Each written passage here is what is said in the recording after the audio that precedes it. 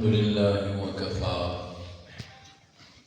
والصلاة والسلام على سيد الرسل وخاتم الأنبياء وعلى آله وأصحابه الأتقياء. أما بعد فأعوذ بالله من الشيطان الرجيم. بسم الله الرحمن الرحيم. قد جاءكم من الله نور وكتاب مبين. سبحان اللہ. صدق الله مولانا العظيم. اللهم صل على محمد وعلى آل محمد كما صليت على إبراهيم وعلى آل إبراهيم إنك حميد مجيد. اللهم بارك على محمد وعلى آل محمد كما باركت على إبراهيم وعلى آل إبراهيم إنك حميد مجيد. سبحان اللہ. معزز حاضرین، حضرات، علماء کرام، بزرگوں اور دوستوں، عزیز ساتھیوں، آج مدرسہ عزیزیہ اشاعت القرآن جامع مسجد قباء جو ایک تاریخ رکھتی ہے، آپ حضرات کو یاد ہوگا کہ ایک اس کی تاریخ ہے جو ہماری نظروں کے سامنے ہے. الحمدللہ مولانا نور زمان صاحب اپنے ساتھیوں کے ساتھ جامعہ عربیہ اشاعت القرآن حضروں کی ترتیب سے جو انہوں نے وہاں سے درس دیا ہے اپنے اساتذہ کرام سے، جو کہ ہمارے جامعہ کا ایک مزاج بالکل تقریباً نکھرا ہوا ہے. الحمدللہ اس میں ایک بات یہ کہ سب علماء کو جامعہ عربیہ اشاعت القرآن نے یہ سبق دیا ہے کہ علماء حق ایک ہیں، اس لیے ہر دینی کام میں وہ ایک ہوتے ہیں. یہ اللہ کا شکر ہے. الحمدللہ یہاں بھی یہ ماحول دیکھ کر، اپنے علماء کرام کو یہاں دیکھ کر اس لحاظ سے بھی خوشی ہوئی. اور پھر جو انہوں نے ابھی بتایا کہ ایک تو بچوں نے قرآن کریم حفظ یاد کیا، نازلہ پڑھا، اس کے ساتھ ساتھ مولانا نور زمان صاحب نے جو قرآن کا درس ہے صبح کی نماز کے بعد، جو مقامی حضرات جن کو اللہ نے یہ سعادت بخشی ہے کہ انہوں نے قرآن کا درس سنا ہے، وہ درس قرآن بھی مکمل ہوا. تو اسی پروگرام میں اس خوشی کا بھی اظہار کیا جا رہا ہے.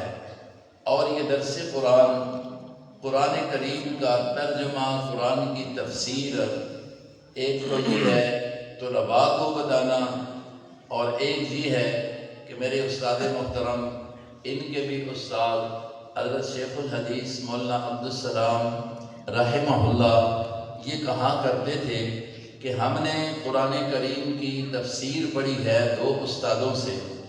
ایک حضرت حافظ الحدیث حضرت مولانا عبداللہ درخواستی رحمہ اللہ، ضرور آپ نے نام سنا ہوگا، اور دوسرے نمبر پر شیخ القرآن مولانا غلام اللہ خان نور اللہ مرقدہ سے. ہم نے ان دونوں استادوں سے قرآن کی تفسیر سیکھی ہے، پڑھی ہے. اور ہم نے شیخ کا تو خیر مزاج ہی یہی تھا کہ وہ جہاں جاتے پڑھانا بھی اور اس کے بعد بیان بھی قرآن ہی پر کیا کرتے تھے.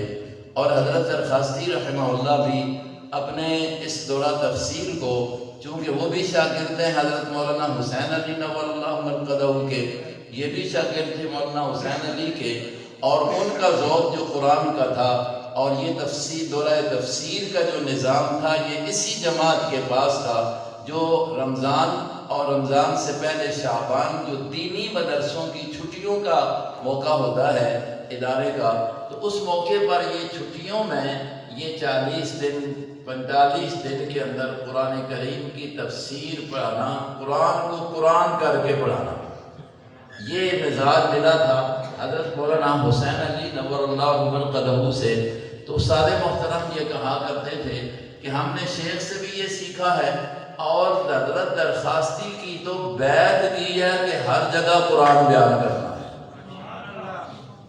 الحمدللہ دیکھ کر یہ خوشی ہوئی، سن کر یہ خوشی ہوئی کہ حضرت نے مولانا نورالزمان صاحب نے یہ درس قرآن والا سلسلہ جو ہے اس کو باقی رکھا ہوا ہے، جو اپنے اساتذہ کو دیکھا، اساتذہ کو کرتے دیکھا، اساتذہ کو فرماتے دیکھا، جو وہاں سے سبق لیا ہے کہ بھائی قرآن کا درس دینا ہے۔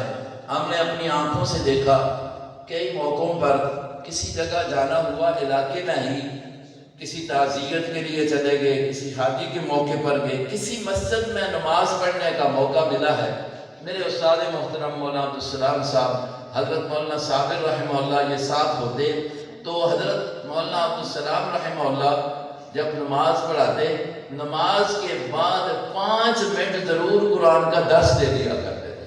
یہ نہیں ہے کہ کوئی محفل قائم کرے تو دیں گے، نہیں، بس یہ ہے نماز پڑھائی ہے۔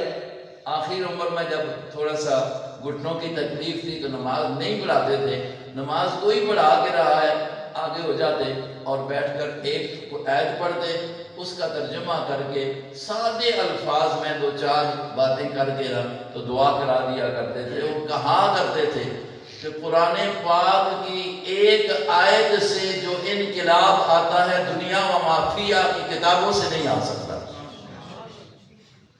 قرآن پاک کی اور یہ جو انقلاب، ہر جماعت کہتی ہے انقلاب لائیں گے، انقلاب لائیں گے، بھائی انقلاب کا جو طریقہ تم نے اختیار کر رکھا ہے نہیں آیا۔ انقلاب آیا تھا جس کتاب کے ذریعے آیا تھا، جس انداز سے آیا تھا کہ دنیا کفر، بتوں کی پجاری، قبروں کے پجاری ایک رب کے پجاری بنے ہیں، تو وہ کس انقلاب کی وجہ سے بنے ہیں؟ جی قرآنی انقلاب کی وجہ سے بنے ہیں۔ اللہ رب العزت نے نعمت کے طور پر، احسان کے طور پر بتایا ہے، چونکہ یہاں پر عنوان یہ دیا گیا ہے، اگرچہ یہ بچوں کی دستہ بندی ہے، بچوں کا ختم قرآن ہے، درس قرآن کا ختم ہے، اس موقع پر یہ پروگرام کا عنوان دیا گیا مقصد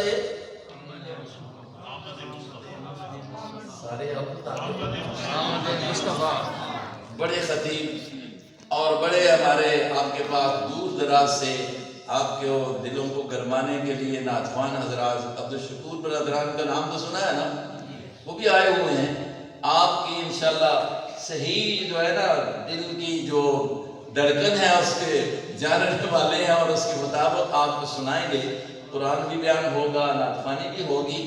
آپ اطمینان سے انشاءاللہ بیٹھیں گے نماز اللہ کی رضا حاصل کرنے کے لیے۔ تو میں یہ ذکر کر رہا ہوں کہ قرآن سے انقلاب آیا ہے، جی یہ قرآنی انقلاب تھا کہ ابو بکر صدیق بنا ہے، یہ قرآنی انقلاب تھا۔ آج وہی صدیق اکبر کے یوم کا ذکر کیا جا رہا ہے، اور یہ 22 رات شروع ہو گئی ہے، 22 رات شروع ہو رہی ہے۔ اب یہ صدیق بنا ہے تو کس انقلاب سے بنا ہے؟ فاروق اعظم بنا ہے تو کس انقلاب سے بنا ہے؟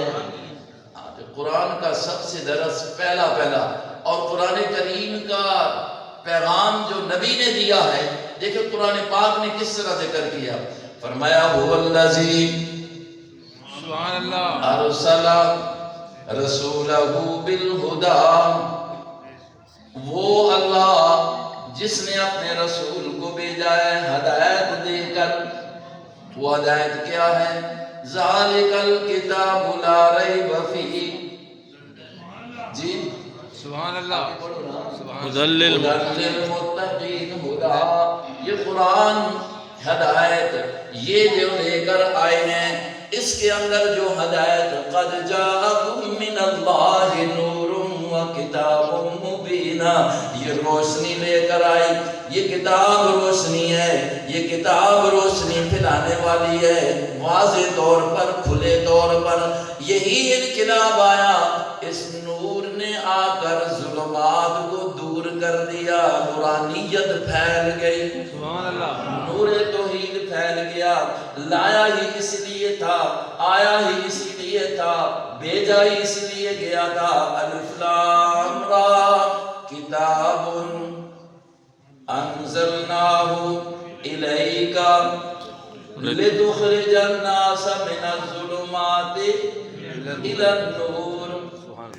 یہ انقلاب آیا ہے.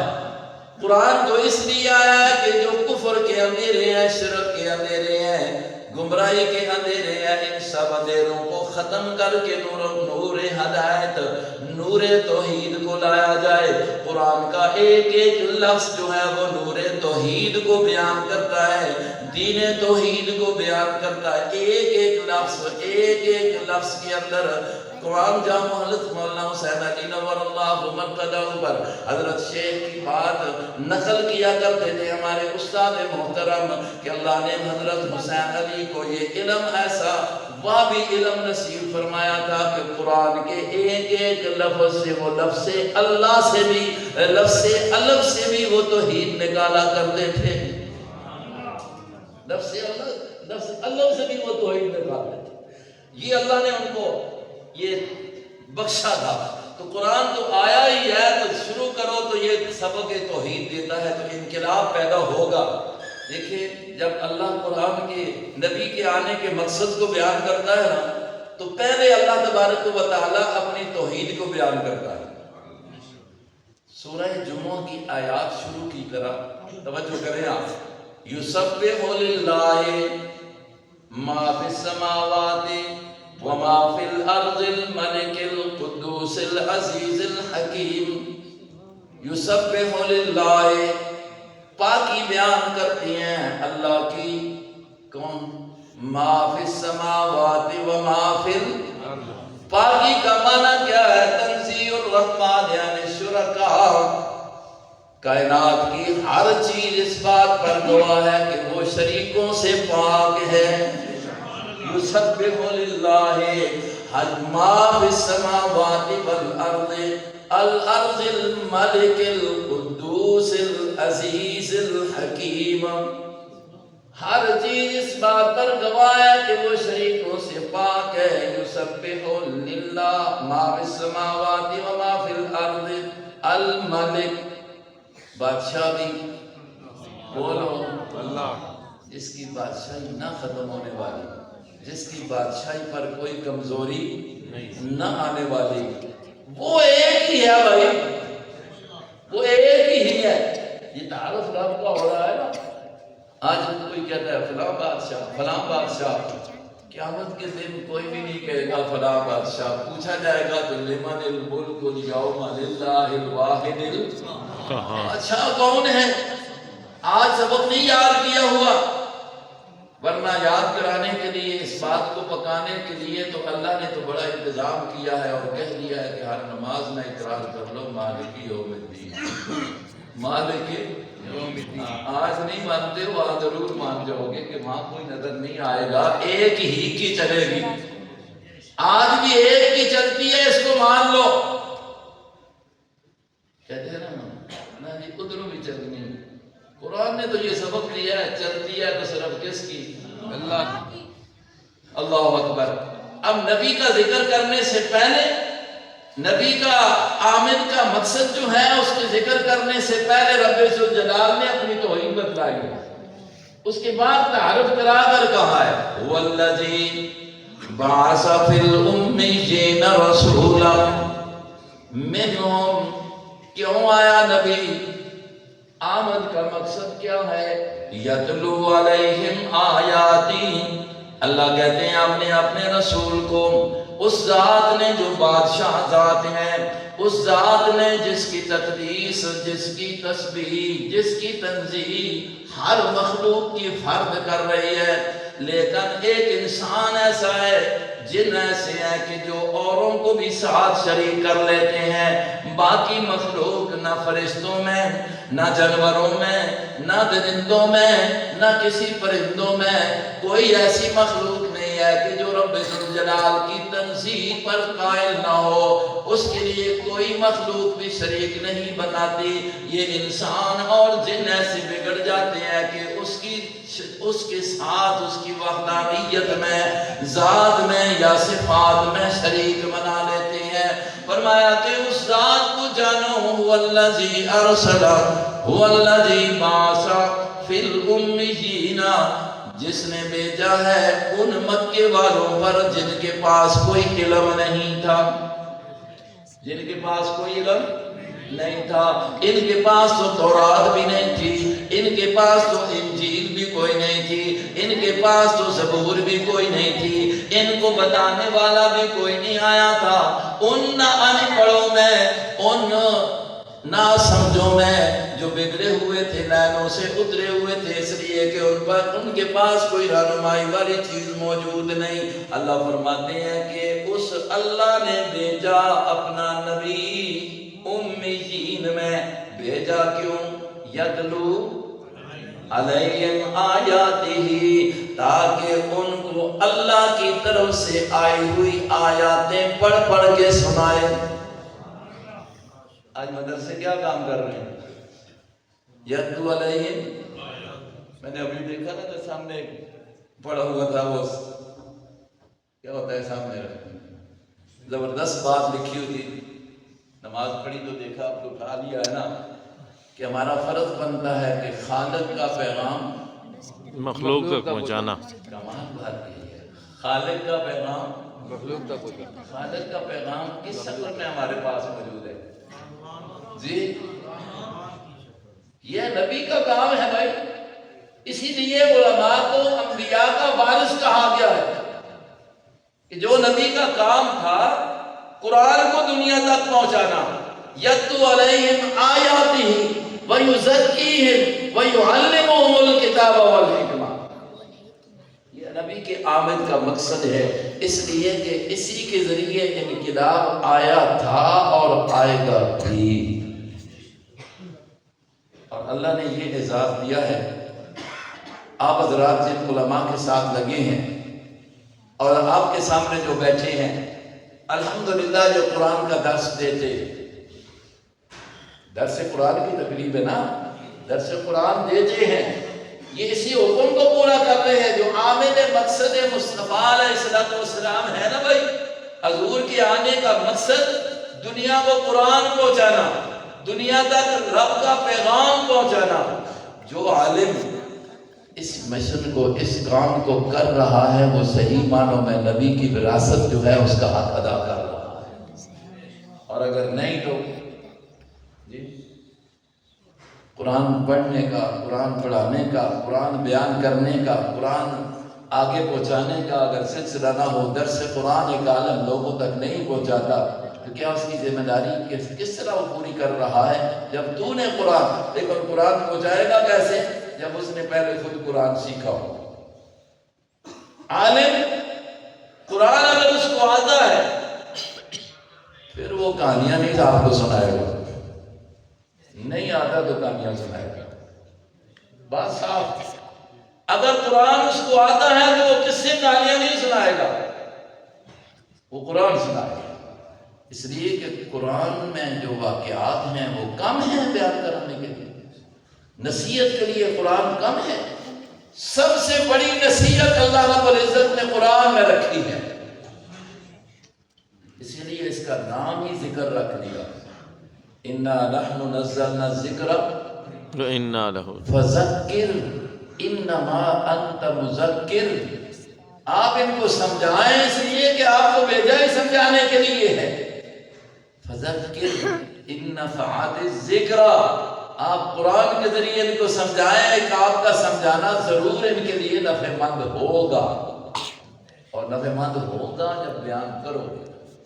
تو اللہ تبارک و تعالیٰ ان کو یہ اس پر استقامت نصیب فرمائے۔ مدرسے کی جو ایک نسبت ہے ان کے ساتھ، ہمارے جامعہ کی، ہمارے اساتذہ کی، اور پھر آگے علماء دیوبندوں پر تک، الحمدللہ ہم اس لڑی میں پڑھے ہوئے ہیں۔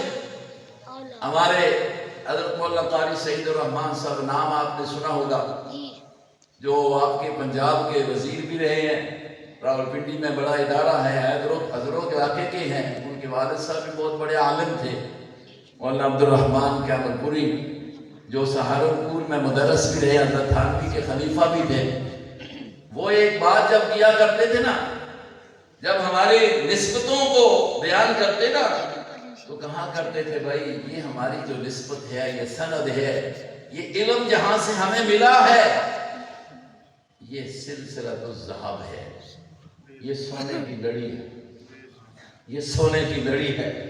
کہیں آپ کو اس سلسلے میں شیخ الہند ملے گا، کہیں آپ کو اس سلسلے میں حضرت قاسم نانوتوی ملے گا، کہیں آپ کو اس سلسلے میں انور شاہ کشمیری ملے گا، کہیں آپ کو اس سلسلے میں حضرت حسین علی الوانی ملے گا، کہیں آپ کو اس سلسلے میں نیچے آؤ تو شیخ القرآن مولانا غلام اللہ خان ملے گا۔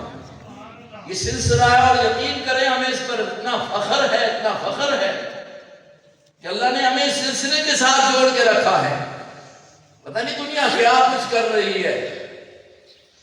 جس درد سے ہم نے شیخ القرآن مولانا غلام اللہ خان کو بیان کرتے قرآن سنا، اور اسی درد دل سے جس طرح اس نے حضرات علماء دیوبند کے اپنے اکابر اساتذہ کے جس سند کے اندر وہ آتے ہیں، یقین کرے جس وقت ان کا نام جس محبت سے لیا کرتے تھے، جس عقیدت کے ساتھ ان کا تذکرہ کیا کرتے تھے، میں نے آپ دیکھا ہے حضرت شیخ القرآن کو، جب کبھی حضرت مدنی کا نام آتا تو شیخ کی آنکھوں سے آنسو آ جایا کرتے تھے۔ اتنی عقیدت تھی، اتنی محبتیں تھی، کیوں نہ ہو، انہوں نے اچھا کام کیا ہے۔ آج دنیا میں وہی قرآن پر محنت کر کے جاؤ علماء کرام، عوام الناس کا اگر تم نے انقلاب لانا ہے، ذہن بدلنا ہے، شرک سے نکال کر تم نے توحید میں لانا ہے، بدعات سے ہٹا کر تم نے ان کو سنتوں پر چلانا ہے، تو یہ کبھی نہیں ہو سکتا کہ تم قرآن سے ہٹ کر کوئی طریقہ اختیار کرو اور پھر اس انقلاب کو لے آؤ۔ کبھی نہیں ہو سکے گا، نہ پہلے ہوا ہے نہ آئندہ ہوگا۔ جب آپ قرآن دنیا کو سنائیں گے، ختم نبوت بھی آ جائیں گے۔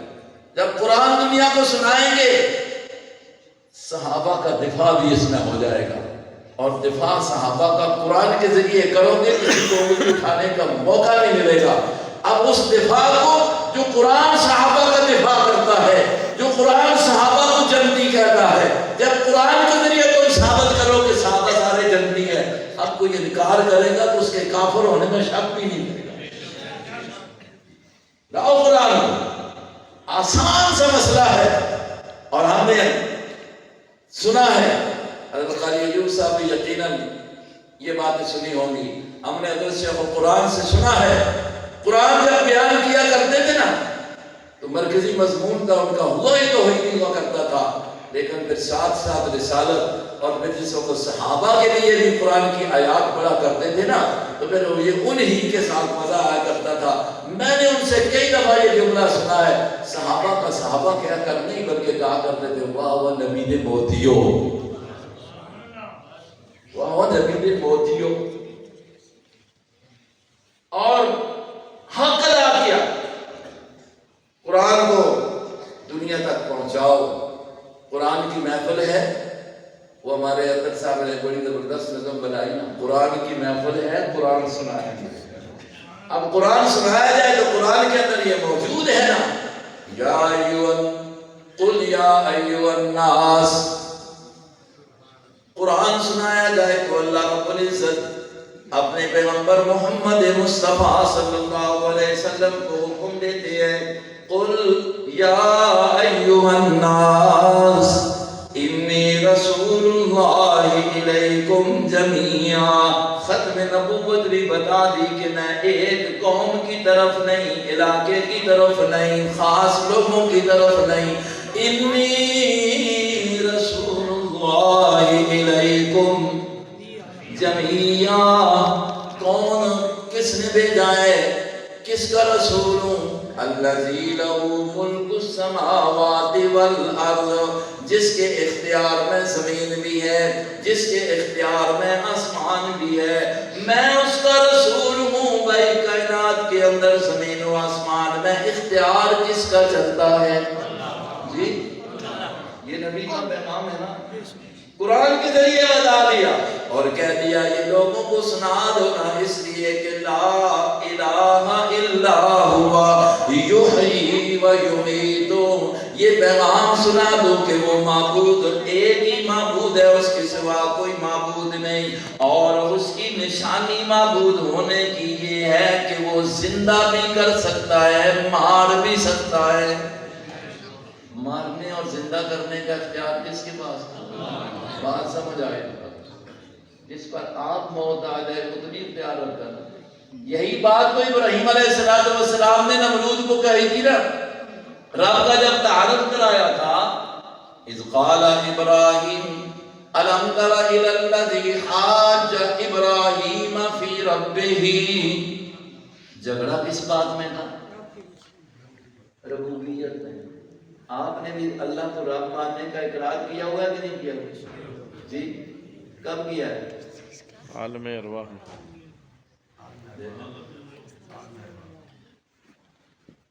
چونکہ اللہ کو بھی پتا تھا کہ یہی بندہ ڈنگا ہوگا سی اور جا کے ربوبیت کسی اور میں مان لے گا، ربوبیت کسی اور میں مانے گا۔ رب ذوالجلال نے یہ صفت اتنی عظیم اپنی رکھی ہے نا، ابھی آپ اور میں دنیا میں ہمارا وجود نہیں بنا تھا، ہماری روح سے اللہ نے کیا کر دیا تھا؟ وعدہ لیا تھا، وعدہ لیا تھا، وعدہ لیا تھا کہ بتاؤ رب کون ہے؟ تو ہم سب نے کہا تھا کہ اللہ رب تو ہی ہے۔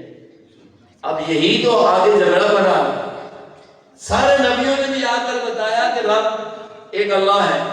ابراہیم علیہ السلام کے ساتھ بھی نمرود کا تنازع کس بات میں تھا؟